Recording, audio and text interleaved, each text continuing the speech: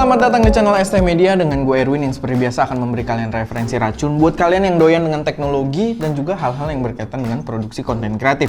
So kalau kalian doyan dengan teknologi atau kamera, lensa dan lain sebagainya, nggak perlu ragu, langsung aja subscribe dan aktifin tombol notifikasinya biar nggak ketinggalan update-update terbaru dari kita. Dan kali ini gue pengen unboxing sebuah lensa yang menurut gue sangat menarik. Jadi beda, biasanya gue cukup menarik.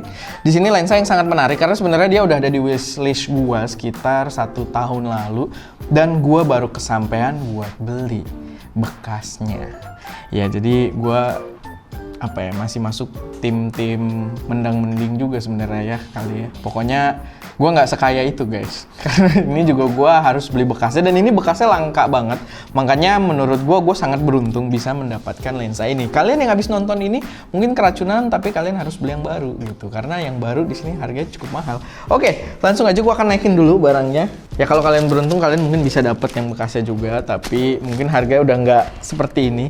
Jadi gua akan jelasin dulu, ini adalah lensa Zeiss untuk Fujifilm. Dia tipenya Zeiss Tuit untuk untuk tipe mounting X-mount Fuji. Tapi dia juga ada yang versi buat Sony-nya, tapi karena gue pengguna Fuji, gue ambil yang buat Fuji. Dan itu yang membuat dia tuh sangat jarang ya. Untuk kalau misalkan mounting Sony, gue cari lensa-lensa tuh banyak banget, ada Sigma dan lain sebagainya, Tamron dan kawan-kawan. Nah kalau Fuji itu jarang banget, baru ada Viltrox dan juga si Zeiss ini. Jadi ini lensa yang sangat langka. Dia adalah Zeiss Tuit 12mm f2.8. Jadi bukaan yang sangat besar. Bukaannya sih sebenarnya besar, tapi nggak sangat besar. Cuman focal length-nya itu sangat wide. Dan menurut gue itu bisa sangat kepake, apalagi di sensor APS-C buat kalau gue vlogging atau bikin konten yang pengen terlihat cukup luas gitu kan. Nah mungkin langsung aja kita buka produknya. Di sini rasanya mungkin nggak sesatisfying barang baru ya, karena gue ingetin lagi ini gue beli bekas. Gue dapet 6,5 juta, 6.500.000, dan itu pun masih nawar sebenarnya. Tadinya dia 6,8, jadi ya gue manusia biasa gitu kan, dan untungan gue masih dapet. Dan yang lucu sebenarnya gue udah sempet nawar waktu dulu, gue nawar sekitar 5 juta cuma belum dapet. Itu tahun lalu. Jadi barang ini saking langkanya nih, gue nunggu setahun tuh udah masuk wishlist gue.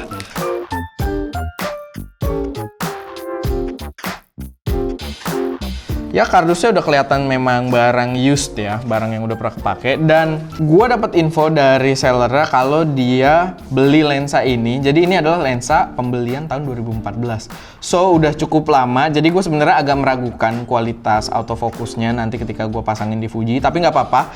Gue pengen coba dulu dan mungkin kalaupun kurang bagus, mungkin dengan update firmware dari pihak Zeiss-nya mungkin bisa memperbaiki autofocusnya gitu kan. Tapi ya kita akan coba. Ya ini nggak mewah-mewah banget ya, kalian bisa lihat nih unboxing produknya udah gini. Tapi nggak masalah karena gue dapet ini 6,5 juta tuh gue seneng banget ya.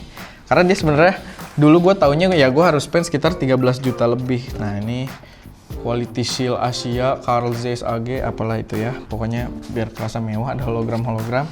Dan full this mount abui. Bahasa apa sekarang? Kita buka dan ini dia lensanya. Memang terlihat used juga, bukan yang mewah banget karena udah dipakai gitu kan, udah kotor.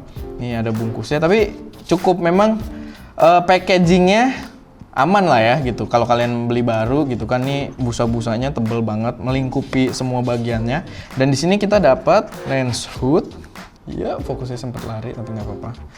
Lens hood dan unit lensanya sendiri. Banyak yang bilang bentuk lensanya agak aneh sih, tapi memang menurut gua bentuknya tuh agak unik ya. Ini mungkin kelihatan agak kotor. Memang balik lagi gue ingetin ini lensa bekas, used gitu kan.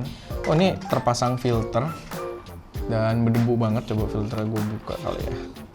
Nanti kita harus bersihin dulu. Ini ada filter Hoya. Nah ini dia lensanya. Memang terlihat aneh ya, tapi menurut gue it's okay lah. Dan justru memberikan keunikan sendiri kalau ada lensa Zeiss yang proper gitu di studio gue. Jadi gue cukup suka. Ini ada cap belakangnya. Cap belakangnya juga cukup unik. Iya, lumayan. Dan mungkin gue akan komenin dulu secara build quality, padet parah. Jadi kalau misalkan kalian beli ini di harga 13 juta, menurut gue kalian bisa merasakan bobotnya gitu kan, bobot mahalnya. Bener-bener maksud gue proper gitu. Jadi kalian nggak keluar duit di atas 10 juta dan merasakan barang plastik. Ini build-nya cakep banget, kokoh, metal, rasanya juga metal nih, bahkan sampai sini nih yang ukurannya gede banget, dia berasa metal nih semuanya. Kalau ada logo Zeiss di sini, mewah sekali ya. Dan ringnya di sini masih enak. Nggak ada keluhan sih gue untuk ring aperturnya. Cuman dari 22 ke auto ini kayak agak, mungkin karena dia jaraknya agak jauh kali ya, jadi terasa agak dull gitu. Kalau yang lain kan dia ada step juga tuh antara sebelum nih, kayak ini nih dari angka 8 ke angka 11 tuh ada step. Nah, ada beberapa step, sedangkan dari 22 ke A dia nggak ada. Jadi kayak berasa agak ngedol gitu. Tapi nggak, itu bukan dol ya. Memang nggak ada stepnya aja di situ. Lalu ring fokusnya masih cukup bagus. Jadi mungkin agak lebih keset ya, karena gue belum ngerasain barang barunya. Cuman dia ada hambatan yang mungkin dibanding lensa-lensa yang gue punya, dia agak lebih keset. Tapi nggak sampai kayak lensa sampelnya 1DX ya, yang itu keset banget gitu kan, bener-bener barang bekas dan barang sampel gitu kan. Dipegang banyak tangan, ini masih lumayan oke lah. Dan mungkin kita langsung cobain aja di situ kayak gimana gambarnya. Oh ya, by the way, gue kasih tahu dulu sebelum kita ganti. Ini lensa 16 mm f2.8 juga sama, dan kita akan ganti ke 12 mm f2.8. Dan ini dia hasil dari Zeiss 12 mm f2.8. Kalian bisa lihat framingnya langsung luas dan autofocusnya ada perubahan yang cukup signifikan di situ ya. Tadi sih udah aman.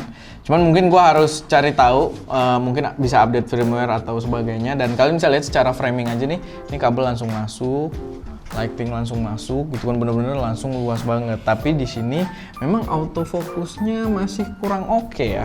Gua nggak tahu, mungkin kalau gua majuin barang gini, dia titik fokusnya di mana sih, Kak?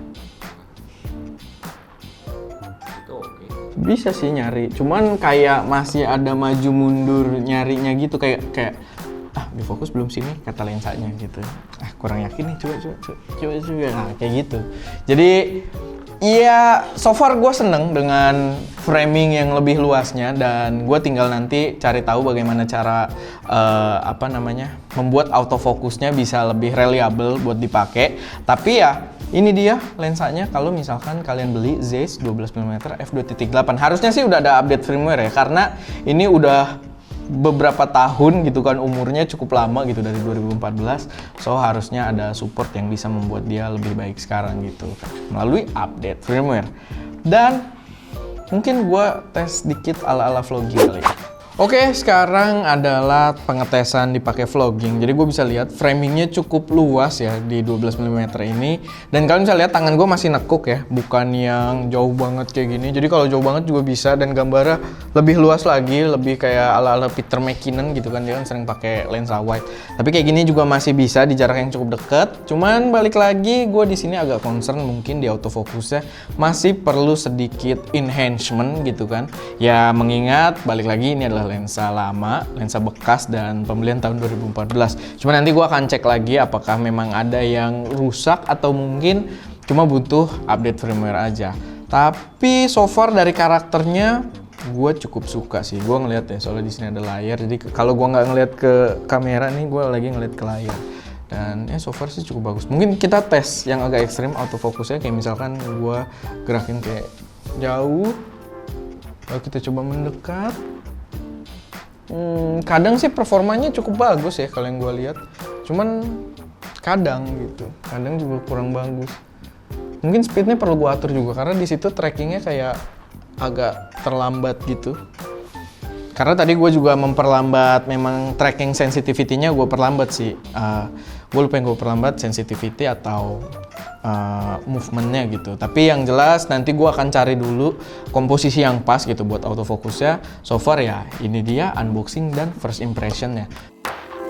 Dilihat di kameranya juga cukup menarik ya, cukup ganteng gitu, karena dia adalah lensa Zeiss gitu kan, mantap.